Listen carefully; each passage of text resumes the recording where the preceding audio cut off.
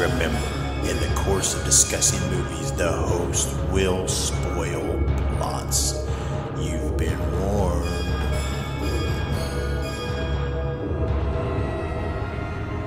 Listen to their screams.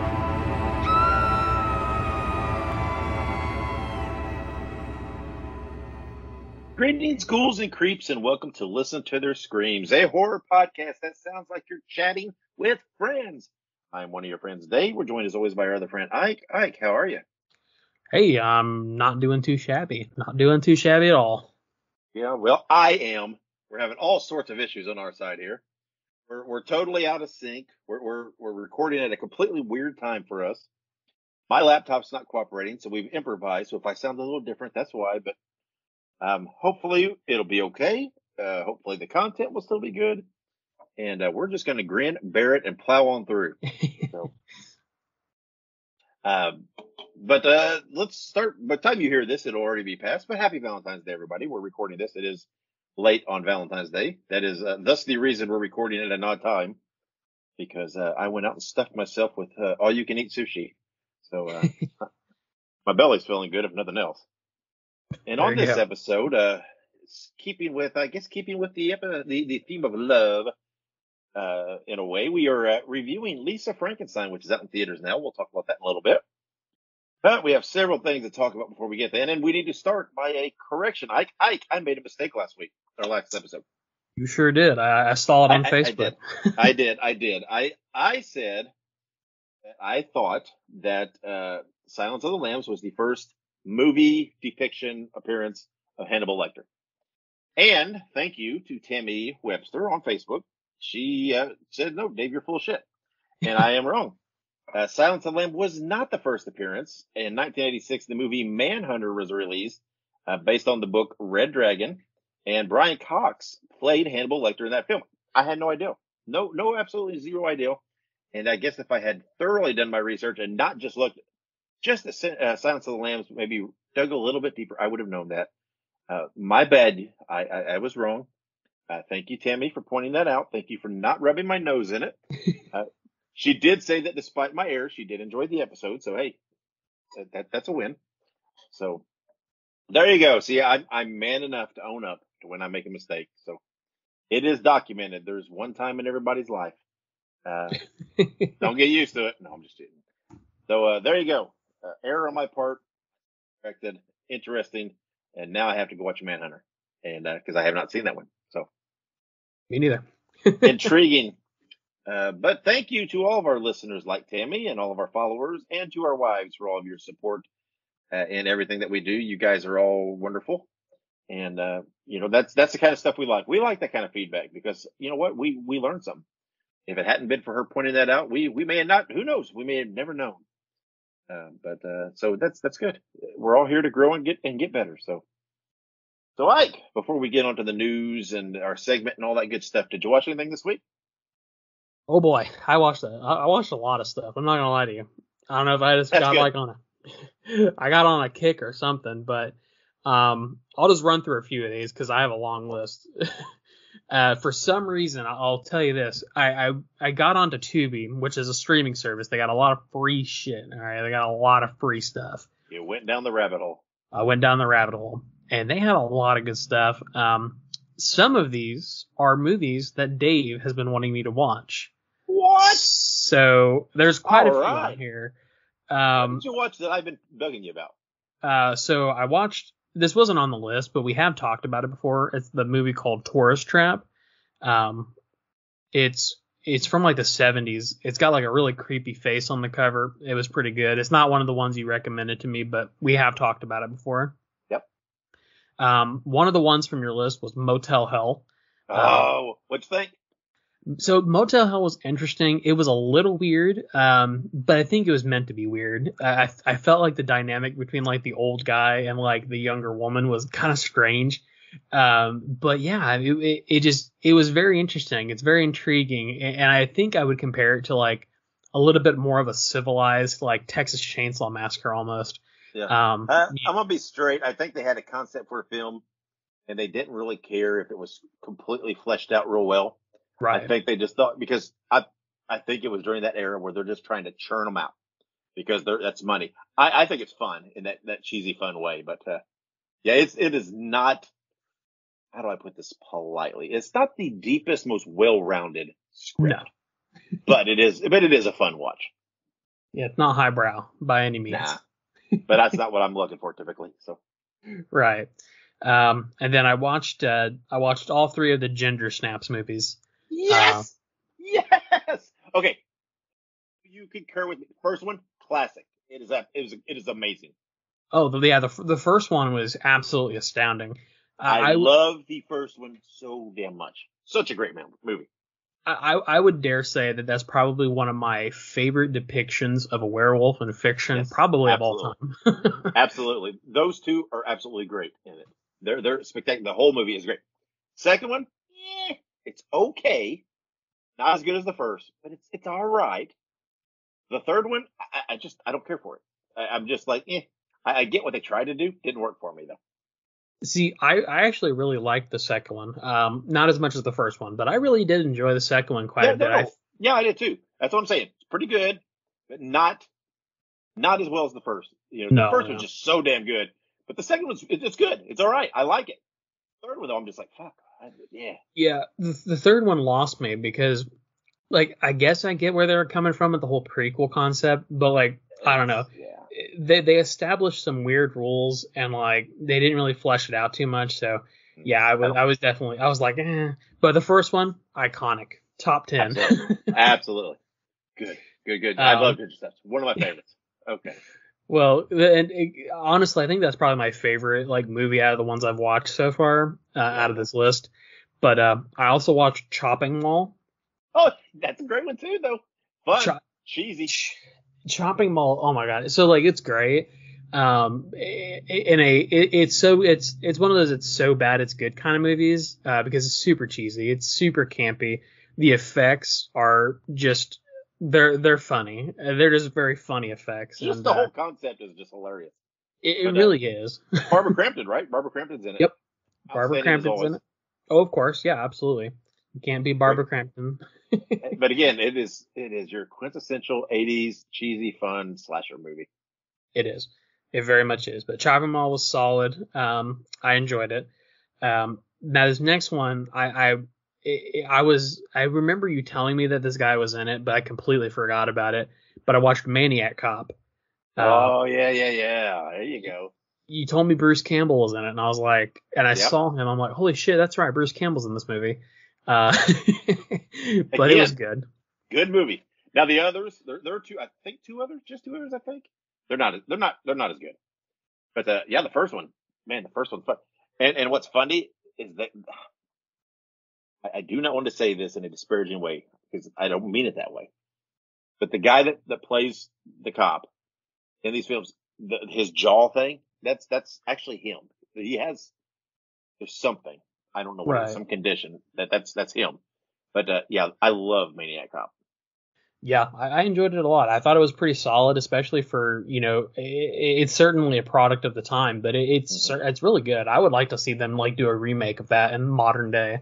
Yeah.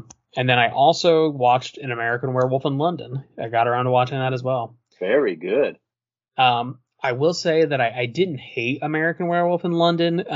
I don't know if I would rewatch it. It was good, but there were some things like what I loved about the movie was the transformation. The scene where he transforms is just grotesque. Seriously, it's classic body horror.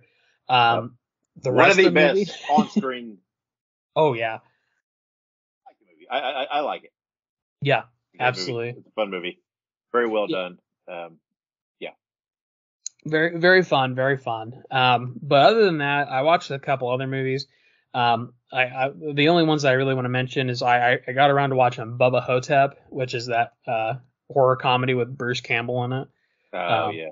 It's super stupid. I thought it was funny, but it was stupid as all hell. And then I watched another movie, and this one's completely just off the wall. It's called The Possession of Michael King. It was actually really interesting. It's a possession story. It's about a guy who does not believe in possession. His wife dies.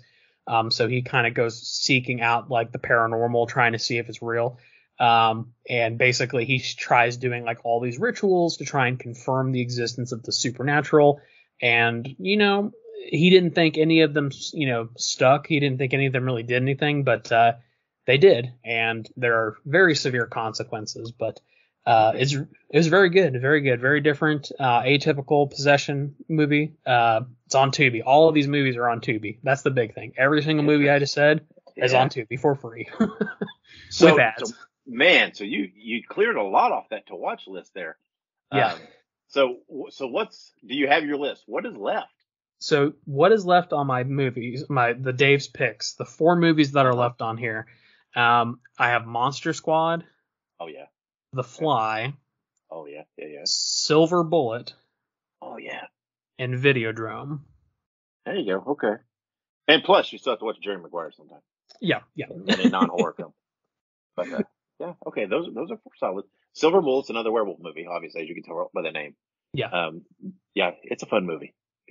They're all, but so glad you watched the Ginger Snaps. That that honestly, like I liked it so much. Like I told Kayla, I was like, look, I said I think she would like it because I think so too.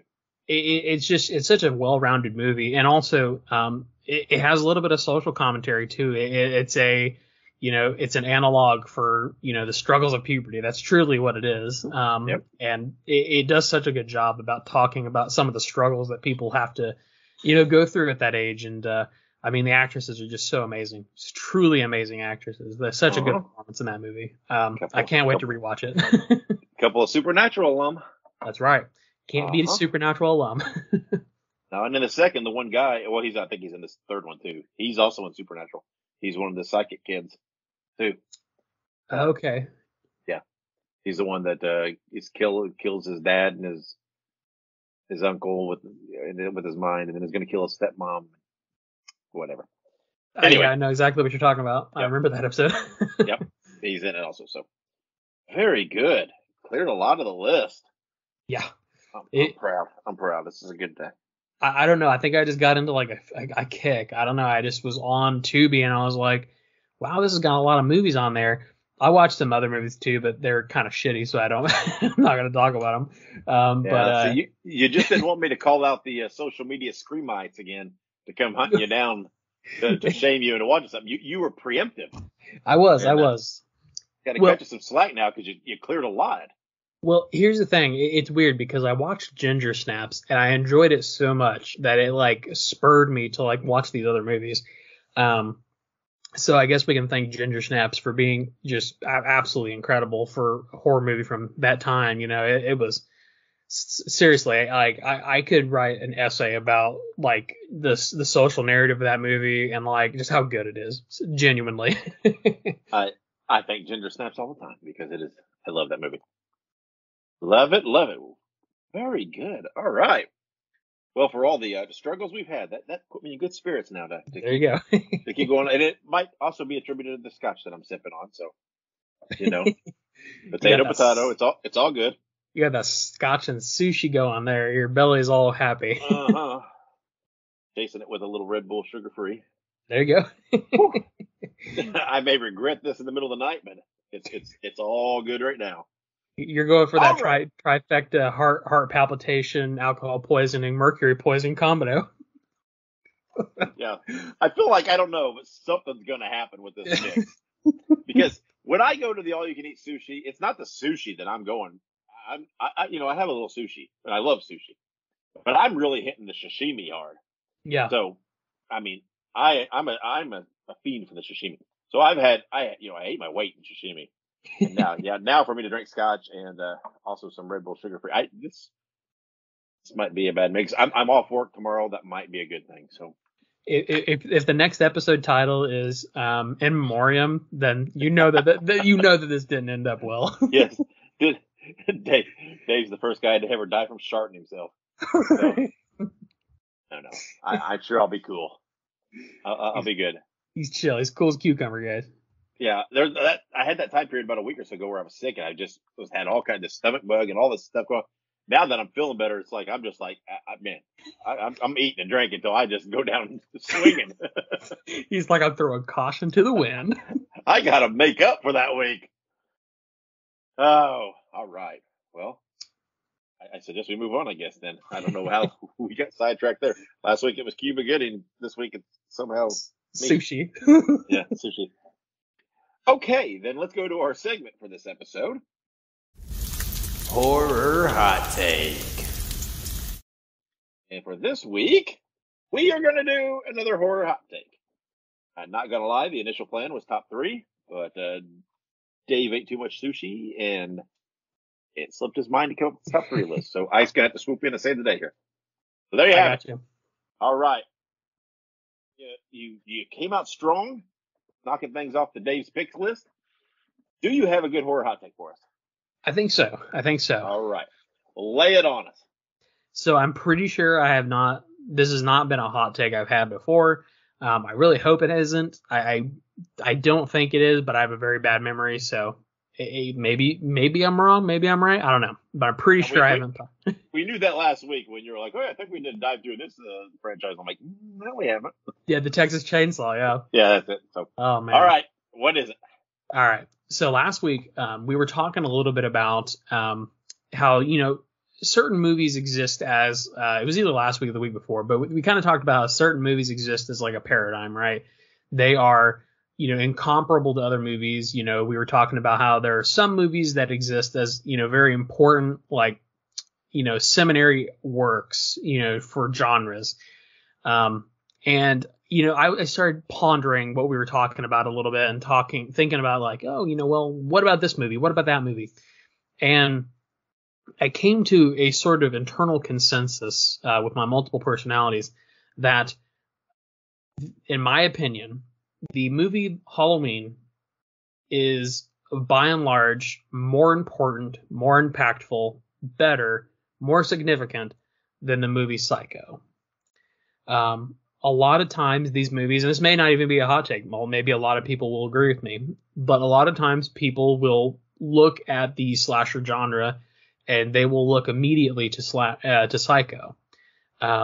And simply, in my opinion, not to say that Psycho is not a good movie, it is just that Psycho exists as its own entity.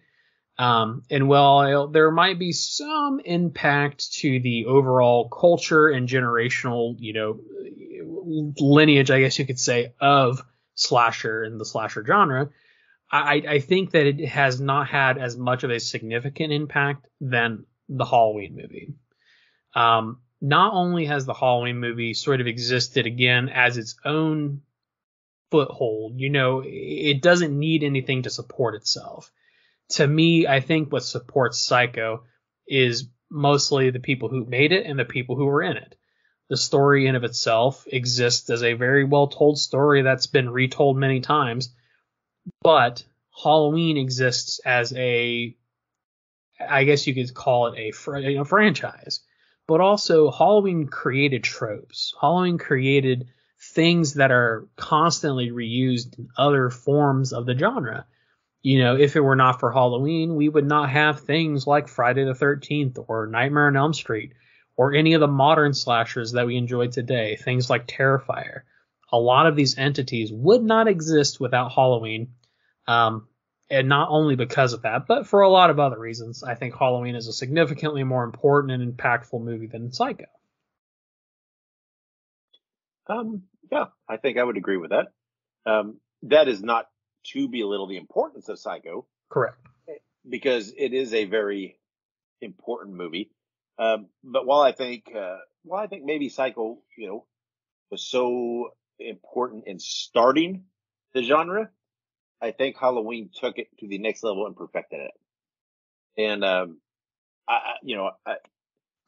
it might be the easy answer, but so many people, when they ask what's your favorite horror movie, I say Halloween 78. Right. It's probably the one I've probably seen the most. Is it the one I always go back to? Nah. When I want something that's just, fun and goofy and just to pass the time, is that what I throw on? Nah, not always. But I think Halloween's perfect. I think it did so much right. And you're right. There's so many of the boom of the 80s that followed it followed the blueprint that Halloween laid out, and it saw how it, what it did, and thought, okay, we're just going to copy that and do it, and it was mimicked, Right. and there's a reason for that, I mean, and it's still impactful to this day, and it still happens to this day. It's still, the unwritten rules that are now sometimes almost, kind of, I don't want to say joked about, but kind of a tongue in cheek thing, right? In Scream, they discuss them and things like that, where it's, it's tongue in cheek. Some of those things, they were spawned, in Halloween, like you said. And, you're right. I think a lot of people look at Psycho and think, oh, it's Hitchcock and it's this, and so it's more, I don't know, sophisticated, maybe, whatever they think. Right. Some people look back on things like that. There's a lot of people that look back on movies such as some of those kind of movies and think they like them more than they do because they feel like they should. Yeah. And some of it's trendy to say, oh yes, I love Psycho. Not, I do like Psycho, but sometimes people say that stuff just to try to make themselves, you know what I mean? I mean, I know that's kind of a swerve, a detour there, but sometimes instead of people just saying, fuck, whatever, I love Sleepaway Camp and blah blah blah, and just that's my favorite. They want to. Oh, I like Psycho is my favorite. Okay, is it your favorite or is it just? And again, Psycho's a great film. It's an important film, and it is an impactful film. Overall, I would agree. Though I think Halloween is a more impactful, important movie in the horror genre. Yeah, absolutely. And I think what you said, it does go along with it. I think, like you said, a lot of people hear, Hitchcock and they think, oh, well, it's Hitchcock is, one of the most iconic directors and creators or writers of all time, and a lot of times I think people hear that and they think of his notoriety. And I think that's part of what makes Psycho so popular and why it still exists as, a niche within the pop culture. And like you said, it's not to diminish the works of Hitchcock or the, significance of Psycho. It's just that Psycho exists as its own thing, kind of outside the peripheral of like what I would consider like what slashers are now. And in order to get from Psycho to Terrifier, Halloween had to be there. If it were not for Halloween, we would not be at the point we are now with just what we had prior to Halloween, if that makes sense. And that's kind of what I always say is that Halloween acts as sort of a convergence of, horror pop culture at that time, which has then impacted the timeline, I guess you could say, of other horror movies and further points of pop culture. So it's just a very interesting kind of paradigm, I guess you could say, where you start looking at the significance and impact of different horror films and whatnot. Yeah, and I think each decade has films or franchises that define that decade, and typically what they're doing is building on the back of the ones before it, right? You have Psycho, right? And then Halloween took Psycho's certain aspects of Psycho and and upped it. And then, in the 80s, you have, I would say, probably some of the Friday the 13th stuff took that concept and upped it again and established a few more of those rules or expanded upon some of those rules, right? And then you get in the 90s and on and you get the Scream films, right? Getting a little meta and bringing it into those times. And, and now, we have films like Terrifier and things like that are doing things that are reminiscent of all those films, but they're doing them in the modern context and in the modern style. It's just continually building, and I think there's films and franchises that take those models and just continue to expand it and grow it and keep it moving forward. And then that's the way filmmaking should be. So yep, absolutely. Who knows where it'll go next? True. I definitely don't think we've seen the plateau of slasher films. I think it's going to continue to expand and get even weirder. Bring it on. I'm ready. True. All right. Well, interesting. So, all right, let's take a break. When we come back, we'll have all our news, birthdays, and anniversaries, so stick around. Make sure you subscribe to Listen to Their Screams on your favorite podcast platform. Also, make sure you look us up on social media. We're on Facebook, Twitter, Instagram, Letterboxd, TikTok, and Slasher. All you have to do is look up Listen to Screams. That is Listen, the number 2 in Screams, and you can find us there. Also, make sure you go and buy yourself a Listen to Their Screams t-shirt. You can find all of our shirts at tinyurl.com/Screams Shirts.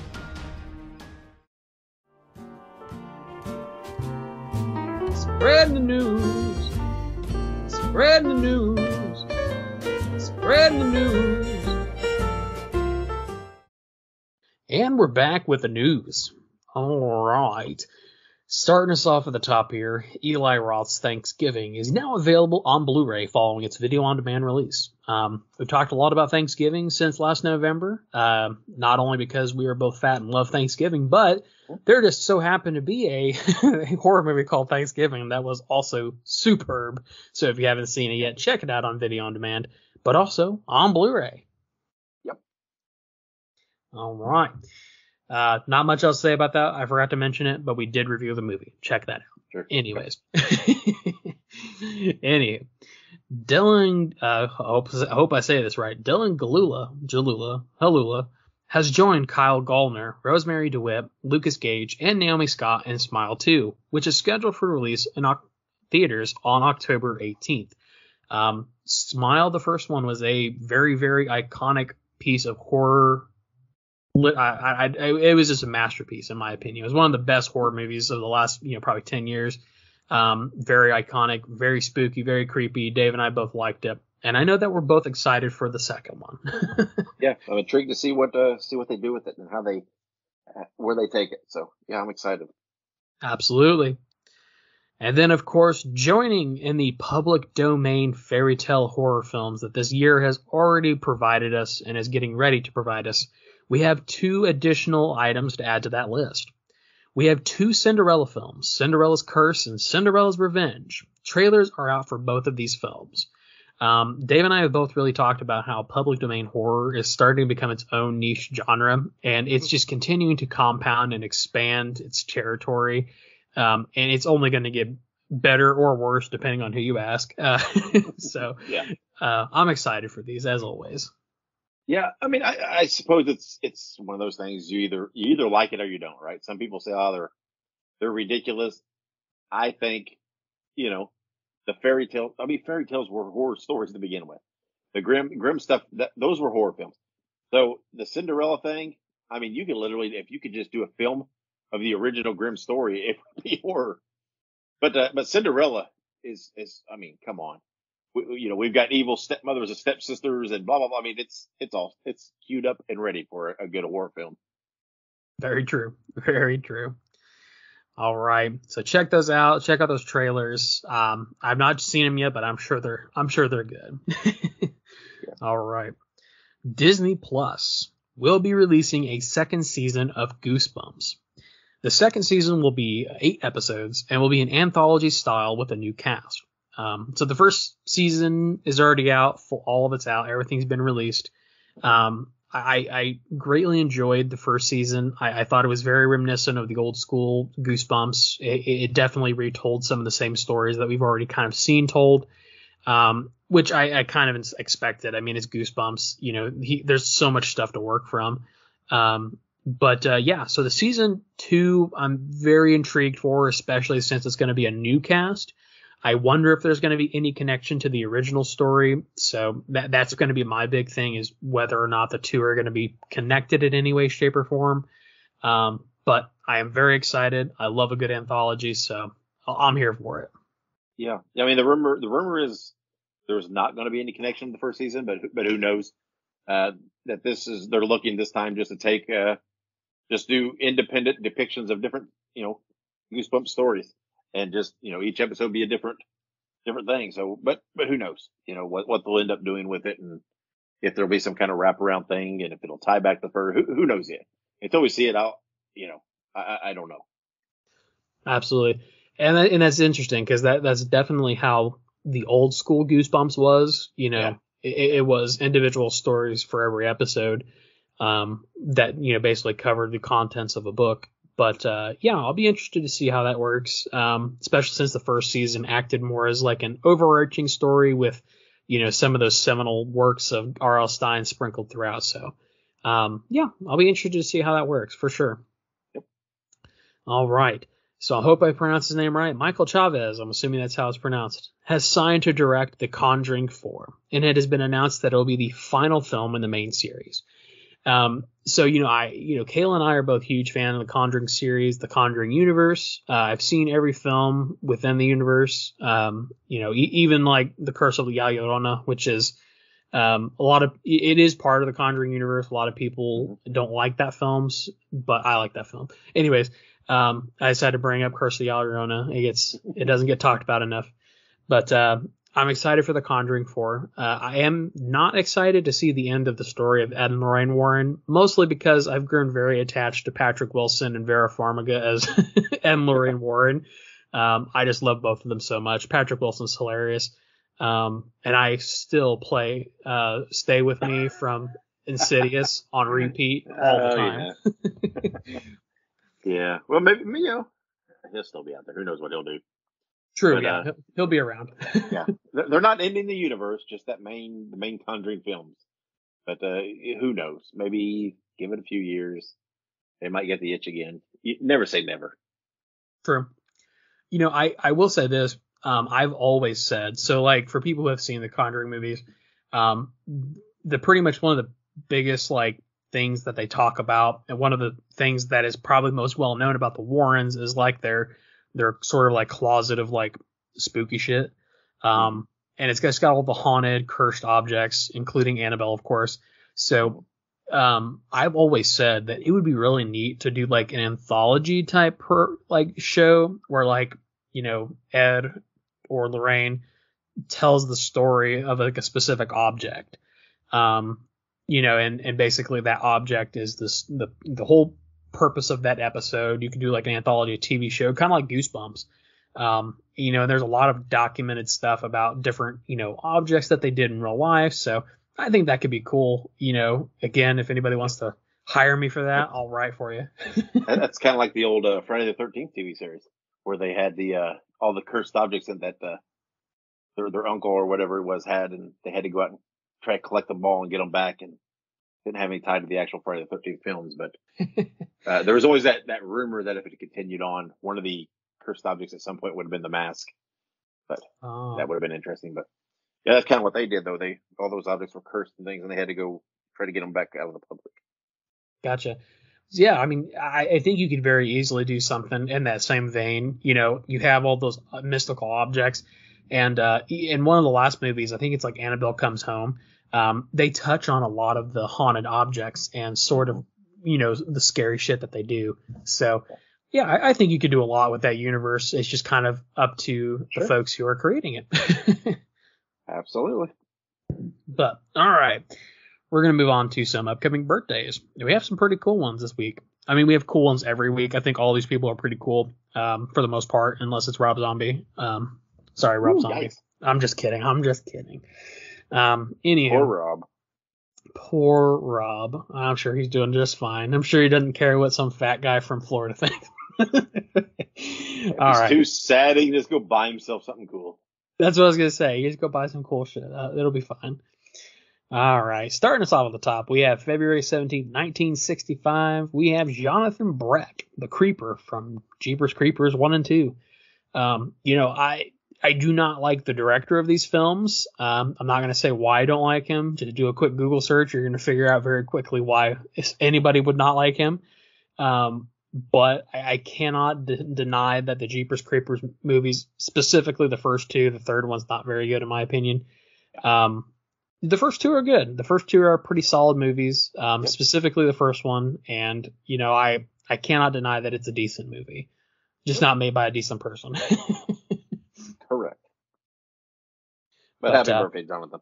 That's right. Absolutely. Happy birthday, Jonathan. Thank you for being the Creeper. Very iconic, very spooky. All right.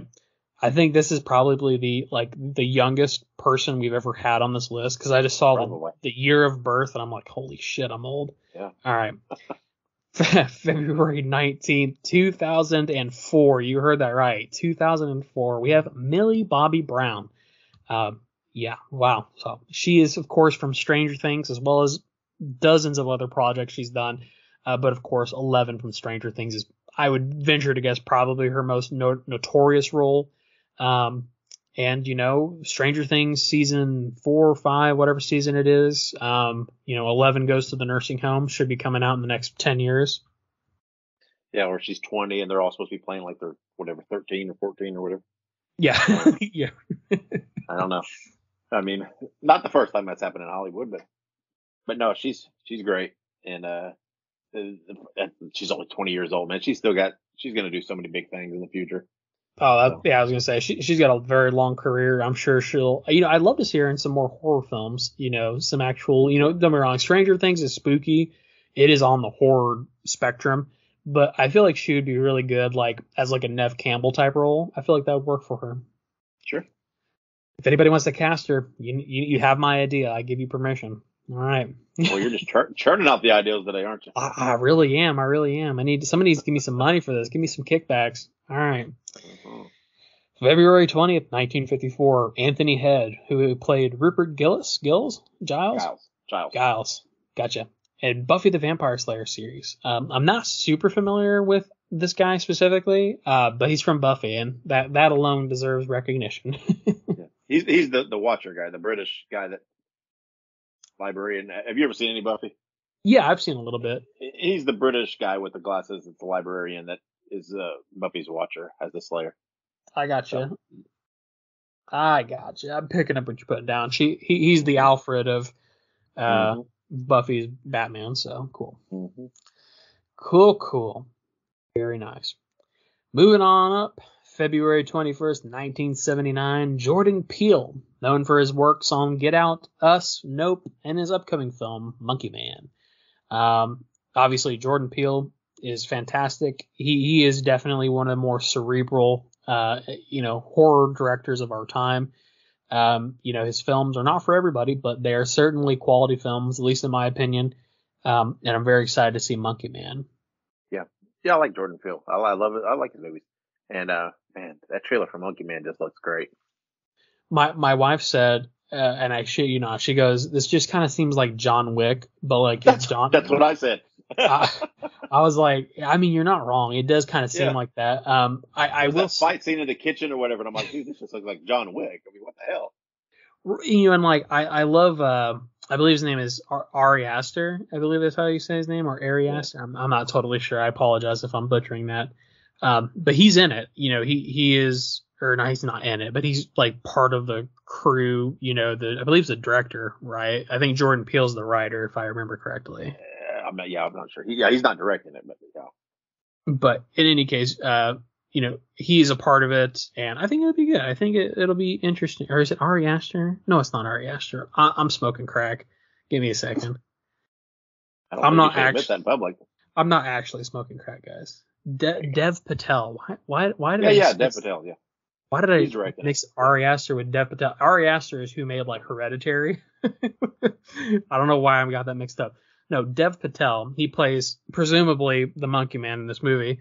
But he's directing it. And then the writers include, maybe not. I don't know. Jordan Peele's somehow involved in this. I swear to God. He's just producing it. He's producing. Okay, there you go. See, I've told you I'm not smoking crack. I promise. Pull up, man. Pull up. I know, for real. I'm getting people's names mixed up, man. It's that early onset dementia. I think it's the fact that we're recording later than usual. We're just. Yeah, maybe. Maybe I need to eat some sushi, drink some whiskey, and drink some Red Bull to get my blood pumping. Here's the thing. You might make just as many mistakes, but you'll care a lot less. Amen to that.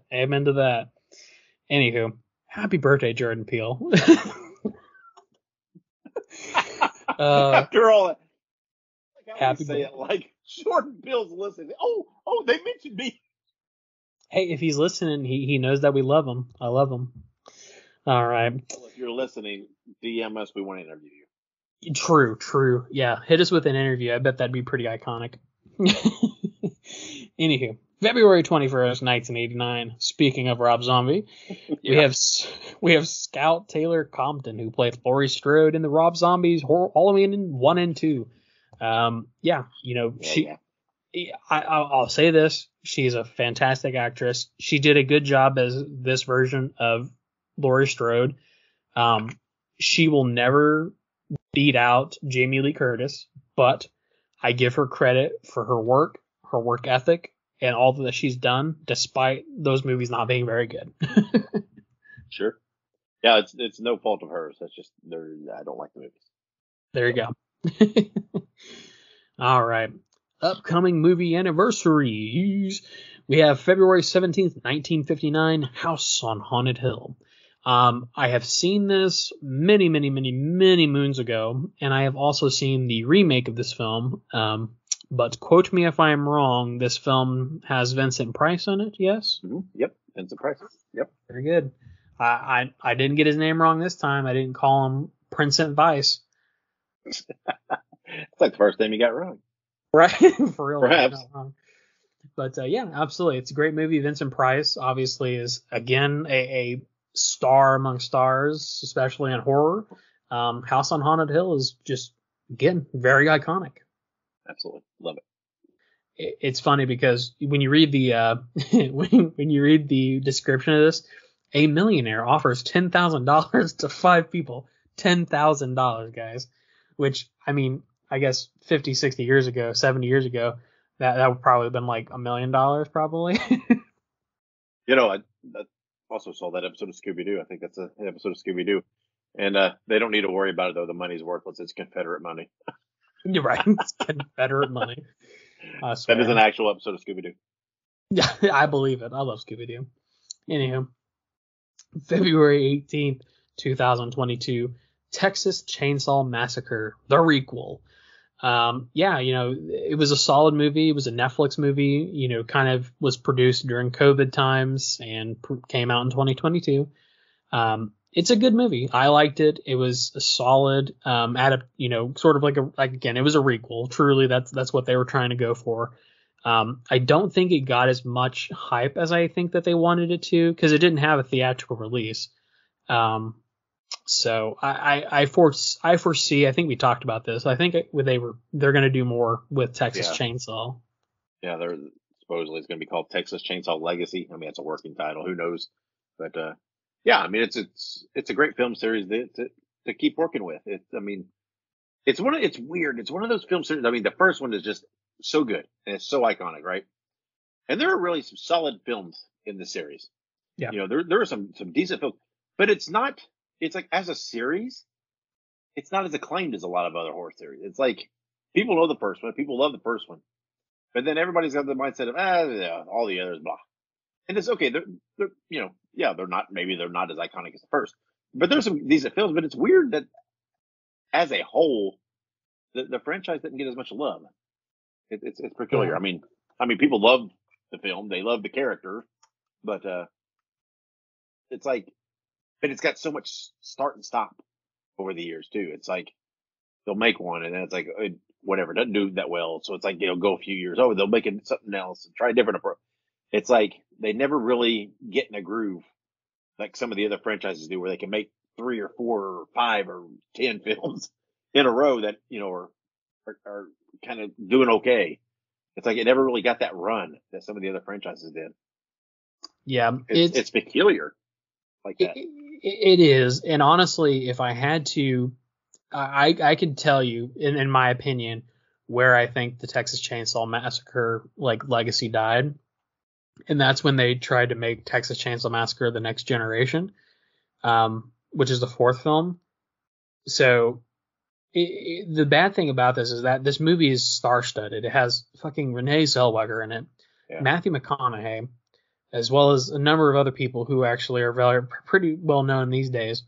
I mean, but it's just such a shit movie. And it was a straight to DVD. It was literally one of those movies that they sat on for years because they knew it was shitty. And when they eventually released it, I mean, it was straight to DVD. It bombed huge. And I think that's that movie specifically probably killed any hope or chance at like a reoccurring, film franchise. Because like you said, the first movie's good. The second movie, despite it being super like a comedy, it's still decent. I like it. Yeah. The third one is, it is what it is. But then the fourth one, it just shot itself right in the foot, legitimately, at least in my opinion. Somebody else can disagree with me, but it's just peculiar for it, coming out in that roughly that time span, not long after, Halloween and being in that, it didn't have that. It never had that run where it's like every 2 years, bam, there's a new one, another, bam, you could count on them, and it just never had that cycle going. Yeah. And it's weird. But of course, you're talking about a time period where you had Halloween and the Nightmares and the Friday the 13th. And it's, those were huge. So I guess it would be hard to break into that upper echelon with them. And, but anyway, supposedly there was the new film. So hopefully I really just want them to knock it out of the park and just kind of really reestablish this franchise. And because there's so much there to work with. I mean, with the concept and everything, I think it's really something that can be done right with the right people on board who are passionate about it and have the right vision. I just really want to see them just reestablish it. And I don't know. It's just weird. It's actually weird because I was looking at it. This is a throwback to last week. So this movie came out in 95, is when it was released. But the reason they released it around that time was because Renee Zellweger and Matthew McConaughey were getting like popular.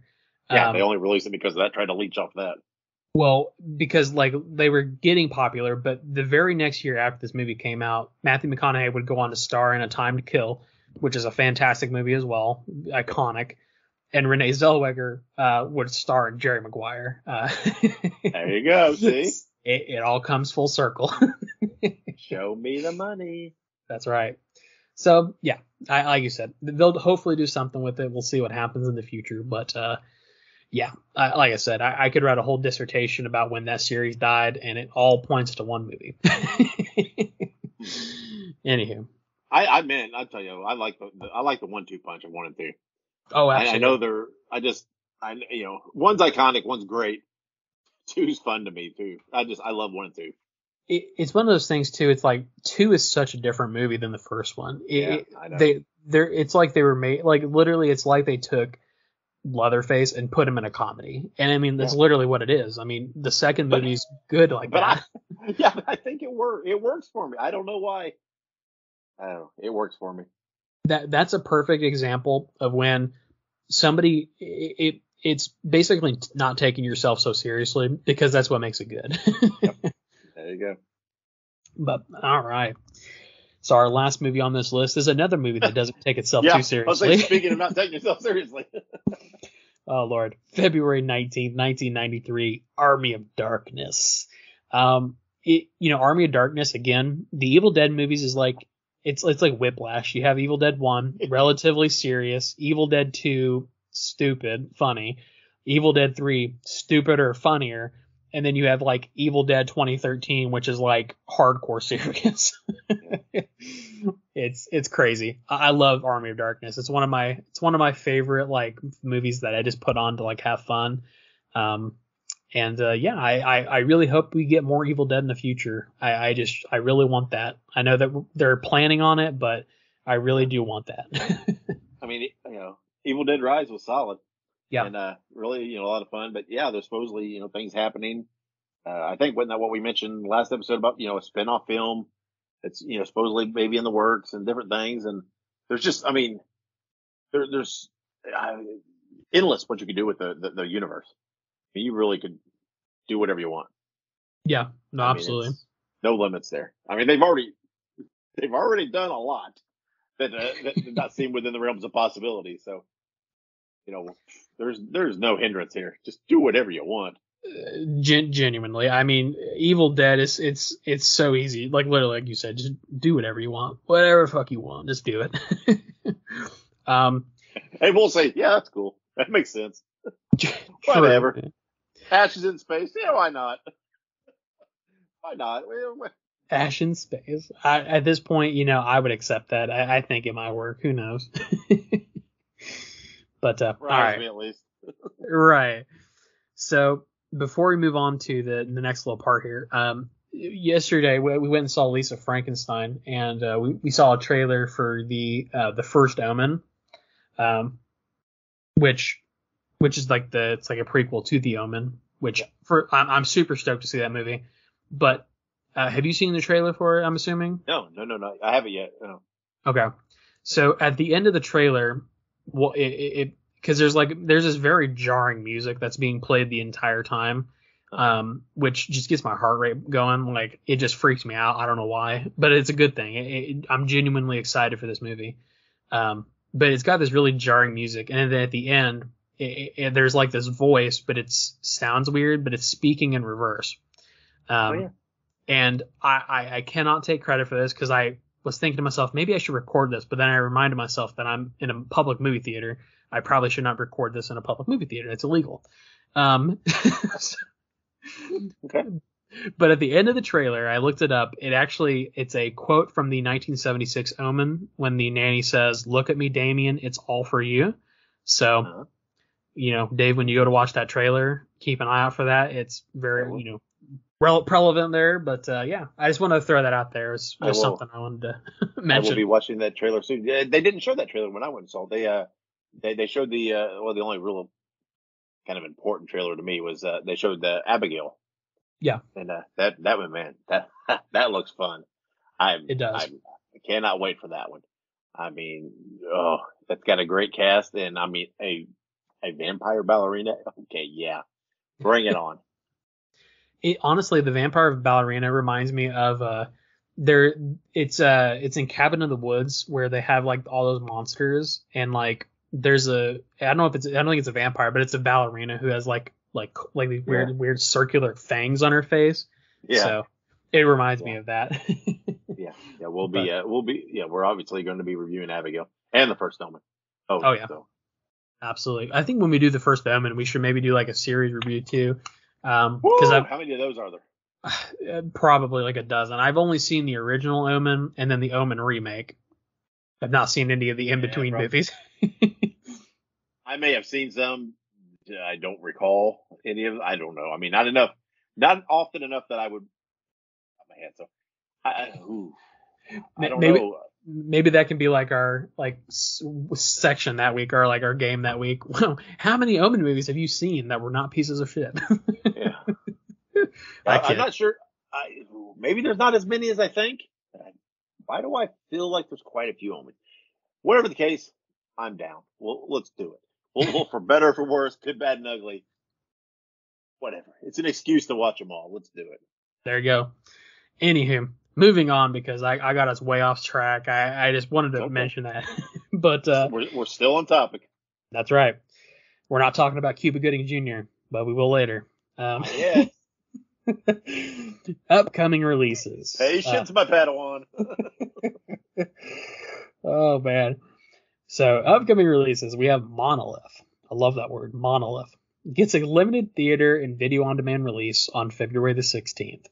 This movie stars Lily Sullivan and is described as, while trying to salvage her career, a disgraced journalist begins investigating a strange conspiracy theory for her podcast. But as the trail leads uncomfortably close to home, she is left to grapple with the lies at the heart of her own story. I'm very intrigued by this. It's about a person making a podcast about conspiracy theories, no less. So yeah, I'll check that out for sure. Yeah, so we can get ideas when they come looking for the movie rights for us recording our podcast. Yeah, let's just hope that we are both alive. I pray. Mm-hmm.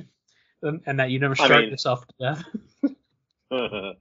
I mean, obviously, though, in the contract, Cuba Gooding Jr. will have to be in it. I mean, he just played such a prominent role in our, and they have to tie in absolutely as many Supernatural alum as they can because we talk about it all the time. And in order for them to get my rights, I'm going to have some kind of hearty supply of Johnny Walker. Amen to that. They'll call it the shartening, the story of listen to their screams. Oh, that sounds like a shirt. It does. The Chardonnay. Maybe we can turn that into a shirt. I don't know. That might be copyrighted. Somebody may have made a movie about that. I don't know. But I want to know what kind of individual would wear a shirt though that says the Chardonnay on it. you know what? Why not? It's like The Happening, that movie. Well, I guess depending on who you ask, The Happening may also be The Shortening, but the Happening with Mark Wahlberg. Yeah, I've seen plenty of movies that feel like a Chardonnay. True. Okay. Anywho, before we get too far down the shart rabbit hole, The shart hole. The shart hole. Oh God, this just gets worse, doesn't it? There's always something every week that gets us sidetracked. So. Cuba Gooding Jr. 1 week, Shartening the next. Cuba's not out of the running this week. Just wait. True. But all right, so you guys have heard all the news, upcoming releases. My small, brief intro dissertation on when the Texas Chainsaw series died, and of course the Shartening. So stick around. Upcoming, or I should say, coming up next. Good Lord. Yeah, we don't need this little pause here. The Shartening's getting to me. We have our official review. Sharknado. Good Lord. All right. Okay, that's enough of that. Let's take a break. Coming up next, Lisa Frankenstein, our review. Stick around. Listen to Their Screams is now a Fangoria collaborator. Get 20% off your order at shop.fangoria.com by using the promo code LISTEN2SCREAMS at checkout. That is listen, the number 2, and screams. Or you can click the link in the show notes. Okay, we're back on Listen to the Screams. I say it often, maybe I should not drink while we record because I feel like I just encourage this kind of weird behavior. Okay, but maybe it's entertaining. People seem to like it. Whatever. This episode, as we said, we are reviewing Lisa Frankenstein. It was released in theaters on February 9th, written by Diablo Cody, directed by Zelda Williams, starring Catherine Newton and Cole Sprouse. It grossed $3,695,785 domestically. It was good for number 2 in its opening weekend. This movie, number one, let me start by saying this. I love the fact it was set in 1989, and I love the fact that they didn't do that set in 89, but they didn't do it with this. How am I describing it? It felt real, right? I don't know how to phrase it. I'm trying to phrase this. It didn't seem like a parody, right? Some movies where they're set in like a different time period, it's like they do this parody of it, right? This where it's like, that's not really what it was like. Yeah, this felt pretty. They didn't make everything neon colors and make you think that it was this everything was hot pink and aqua green. There was plenty of that. Don't get me wrong, but it didn't feel forced, right? And so I love the setting. I didn't see any real reason it was set in 1989 for the story, but it was good, right? I think it was kind of cool to set it a little bit in that the pre-technology boom, a little bit. You throw cell phones and blah blah on this, and it seems weird. So I like that part, right? I love Catherine Newton, obviously. Love Cole Sprouse. They were both next level phenomenal, and the rest of the cast was great too. The girl that played Taffy was phenomenal in the movie too, as a supporting character. I love the fact that her name is Taff or Taffy or whatever, and he kept calling, her nickname was Laffy Taffy and whatever else, because she was one of those characters that you would look at on the surface and think, oh, I'm going to hate her, right? She's a cheerleader. She's obviously then this fake. Well, no, but she wasn't. She was the most sincere person in the movie. And she was doing all these things with trying to, take care of her family and loving them all and everything else. But there was no fakeness. It was the sincere love to her, right? So she was great. The dad was hilarious. The mom was a bitch, which she was supposed to be. Right. It was so the acting was great. The casting was great. The concept of the movie was great. I liked it. I enjoyed it. It had some, it had humor, but not so much that it was, pushed it over into, being too much of a joke. It literally took the premise of Frankenstein and put it in 1989. Instead of, having a lightning rod to rejuvenate the monster, it used a tanning bed that shorted. All these things. There was, she had that dream or whatever where she looked very much like Bride with her hair and stuff like that. Now, I did have a couple hangups with the movie.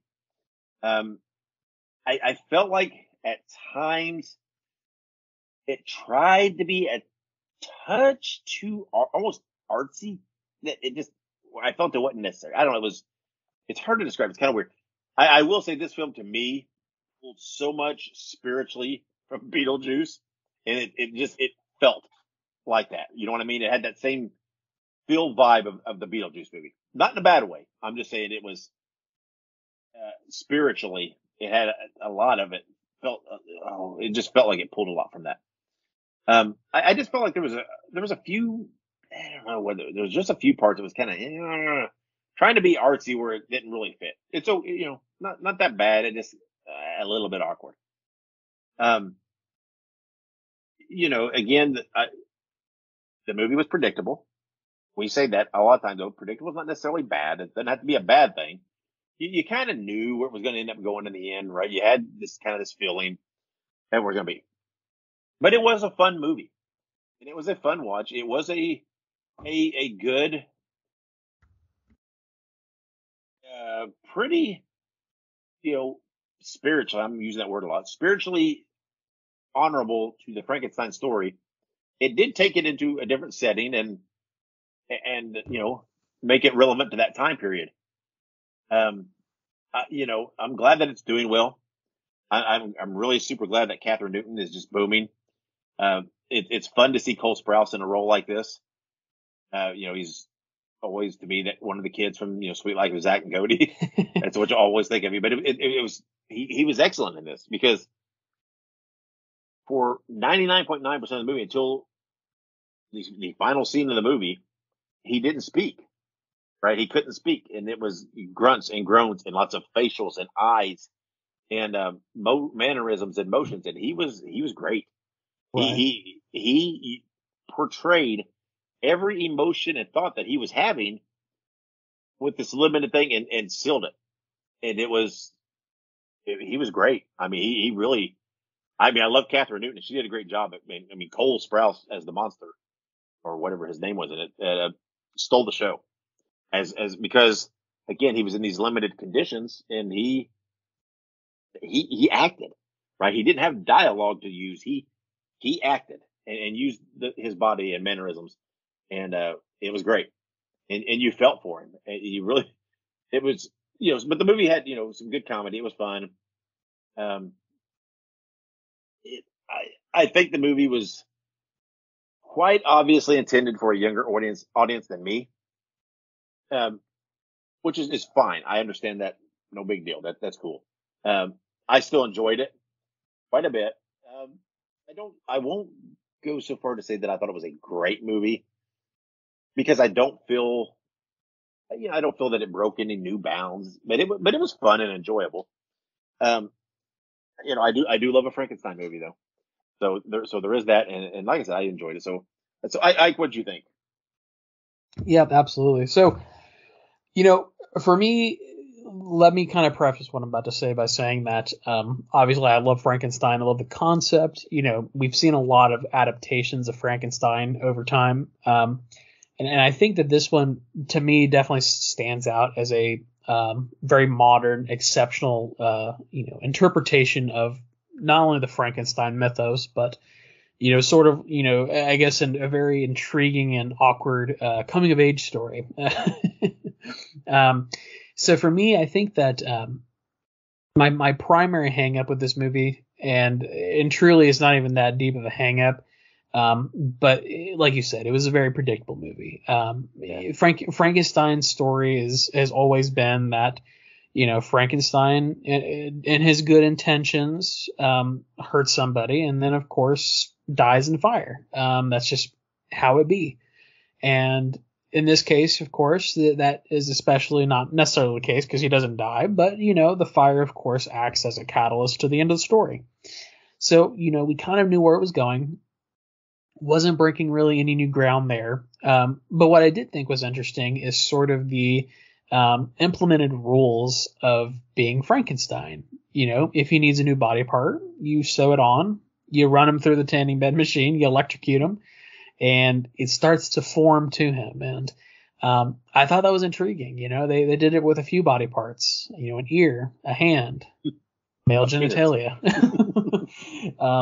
Yeah, and you know, and I think that the movie does a really good job of, you know, not only telling the story of Frankenstein, but also giving a spotlight to Kathryn Newton and, you know, her sort of interpretation of Dr. Frankenstein. And of course, I did look it up. Cole Sprouse is called the Creature, of course, for this film. But you know, creature, monster, you know, potato. So in this case, I really enjoyed the movie. It was quite funny. I will agree that there were a few points that were a little awkward. It felt like they were definitely trying to get a little too artsy fartsy for me. Yeah, like the dream sequences and things like it was just that it was like it didn't really add anything to the story for me. It was kind of it just felt weird to me. And like I feel like my primary like guess as to why they did that was because she was tripping. You know what I mean? She was tripping on drugs. Right. I get that. Yeah. So I think that's probably why they did it, but it was still weird. And I guess it made sense, but at the same time, like it can make sense and still be weird. Yeah. So, you know, but other than that, you know, the movie was pretty straightforward in its delivery. You know, this movie also touches base on the sort of concept of like mental illness. You know, the title character, Kathryn Newton, has selective mutism from a very traumatic event where her mom was brutally murdered by an axe murderer, which I feel like that could be a whole movie in of itself. You know what I mean? Telling that story. I really thought the axe murderer was going to come in at some point, but I was a little disappointed. In my heart, I wanted some kind of closure to that, but okay. Right. Well, and I kind of wonder, you know, honestly, I kind of wonder two things. Well, first of all, it was very interesting that Cole Sprouse's The Creature, his weapon of choice in the many detachments of limbs was an axe. So I thought that was a very interesting parallel for, you know, this is what was used to murder this person's mother, but it's being used to help build her friend. It's very interesting.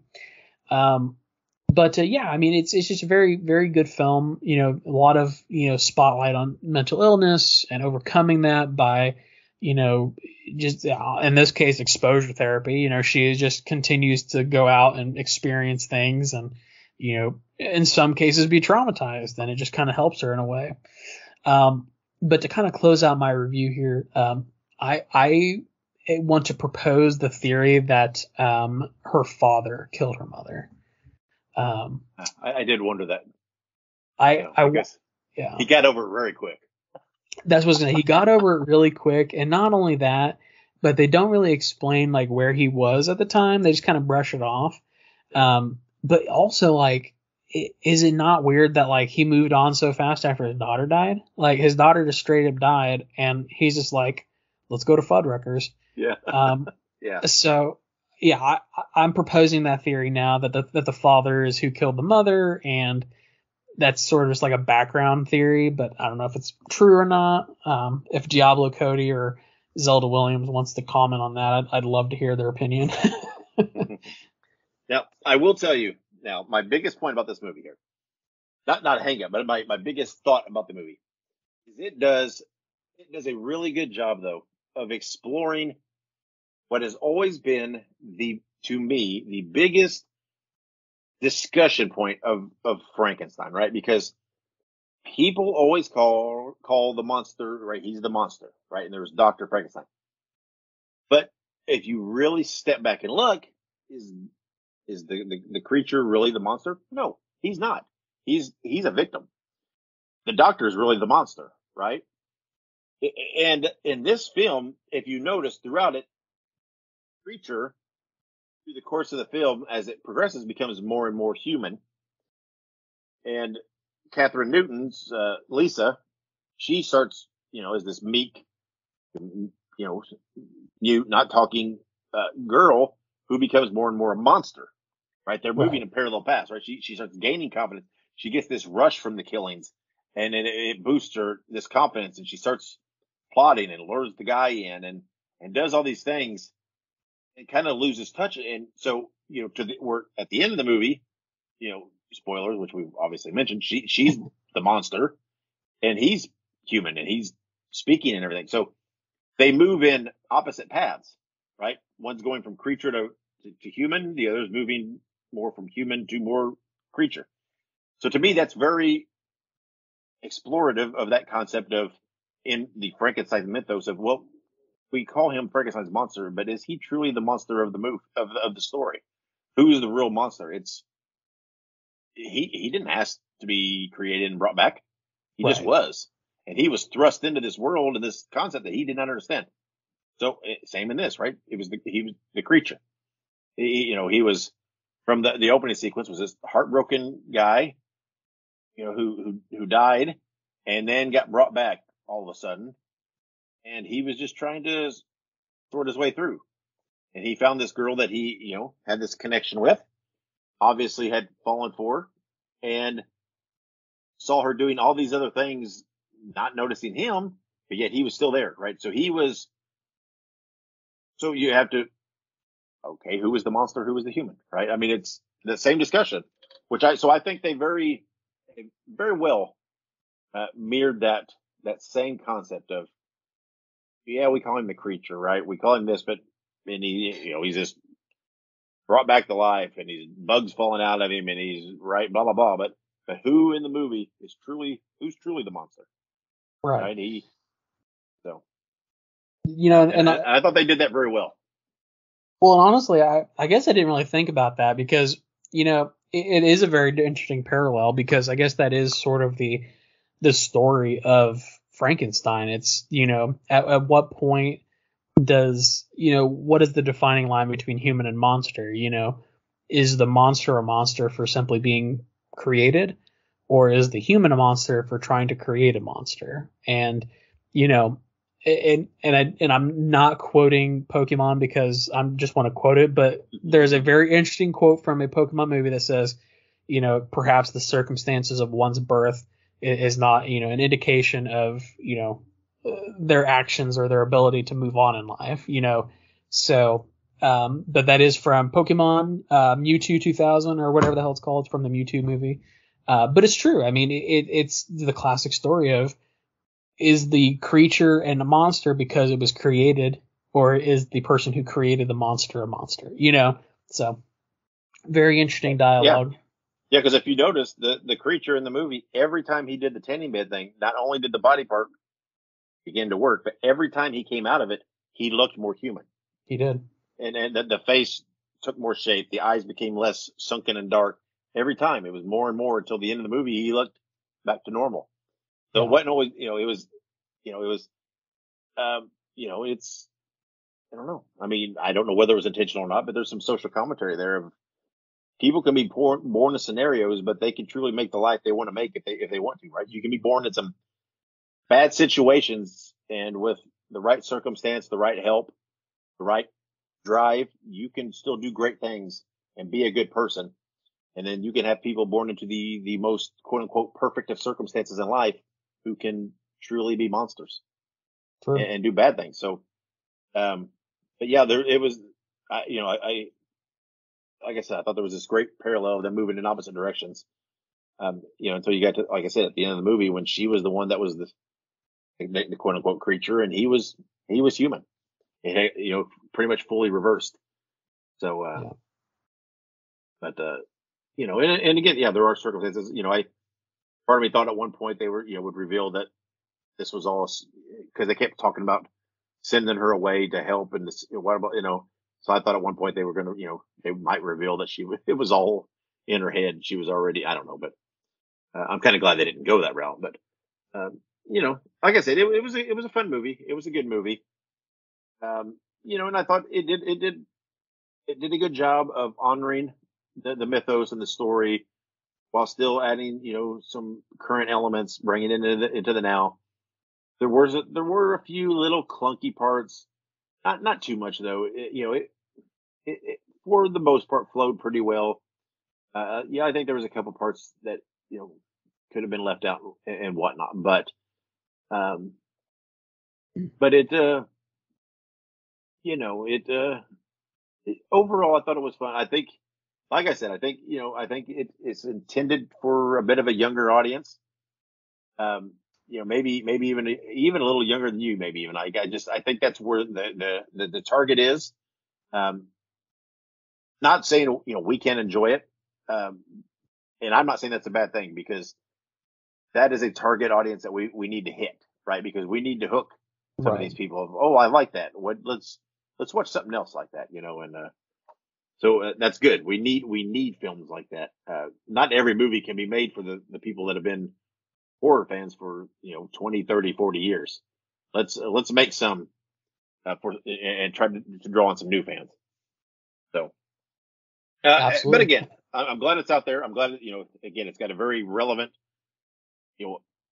fresh, hot cast of these rising actors that are really on the rise and on the growth. So that's good. It did well. So those are all good signs, right? It's not saying this is necessarily the perfect movie for me. Not saying I didn't enjoy it, but I am glad it's out there, and I'm glad it's being successful, because I think there's definitely a place in a market for it. But again, even me and my old ass, I still enjoyed it. I thought it was a fun movie. It's one that when it hits streaming or video on demand, I'll watch it again, because it was enjoyable enough that it warrants a rewatch. So and again, we got Catherine Newton, Supernatural alum, so I got to support. So, True. All right, so let's rate this thing. I'm gonna let you go first this time, because I always go first. So out of 5 screams, what are you rating Lisa Frankenstein? Absolutely. Like we said, every time, how much did we enjoy this movie? We take into consideration all those small aspects, cinematography, acting, so on and so forth. For me, this is a solid 3.5 out of 5. The story, of course, it's a rehash story. You can only rehash Frankenstein so many times, but this was creative. This was different. Like we said, it was still a little predictable, because, of course, we all know how Frankenstein ends. But it's still a very good movie, very creative, very refreshing. And it does appeal, I think, like Dave said, to a very different audience than maybe what we were looking for.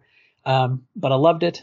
Very good acting, very good cinematography, quirky, fun, just overall fun time. So 3.5 out of 5 for me. Yeah. Well, I think I'm gonna go just a touch lower. I'm thinking 3 out of 5 for me. Again, that still means that I enjoyed the movie and that it was a fun movie. But again, nothing groundbreaking in the telling of Frankenstein. There was a freshness to it, but it wasn't anything super groundbreaking about it that would bump it up too much higher. It did have a good cast. It did have a good look. It had a great soundtrack. Lots of this stuff. That's what kept it in that 3. I think if it's missing any of those elements, it might have dropped it, down a half a notch for me, just because, while it wasn't bad, like we've both said, it was predictable. And again, predictable doesn't always mean bad to me, because you don't have to try to keep the audience guessing all the time, because sometimes that just doesn't work. If you write with that in mind, it doesn't always work. But again, I don't think I am the key demographic for this, but it didn't detract from the fact that I did enjoy it. I will rewatch it. It's a movie that I would definitely enjoy watching again. But it's just right there at the middle, a 3 out of 5 for me. I definitely say it's a fun movie. I definitely think everybody should go out and watch it. I do think that there is something for everybody in it, though. I think there's enough there that will interest everybody.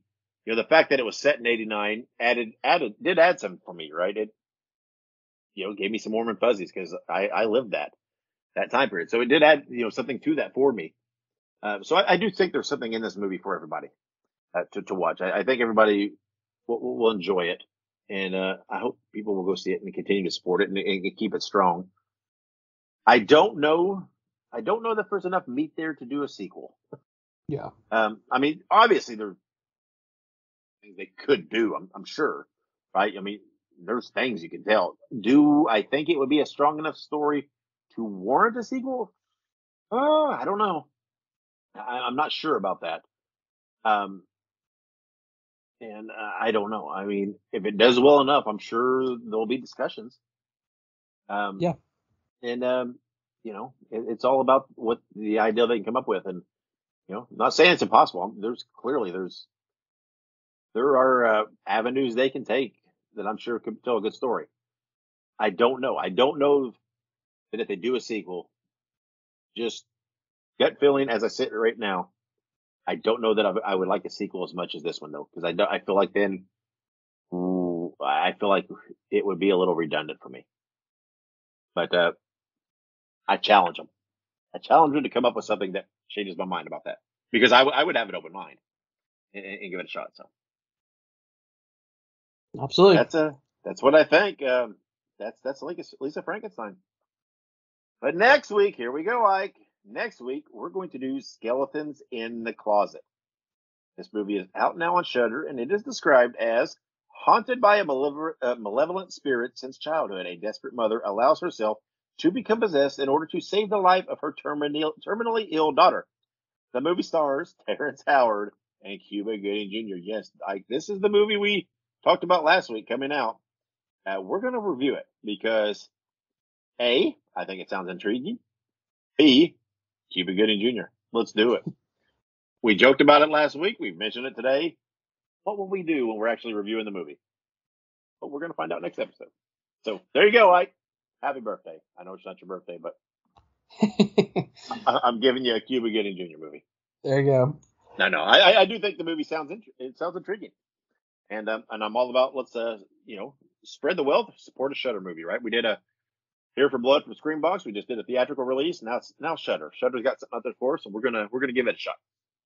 So before we close out, Ike, and get out of here, we've been a little long. You got anything you want to throw in there before we close up? Just stay safe out there, guys.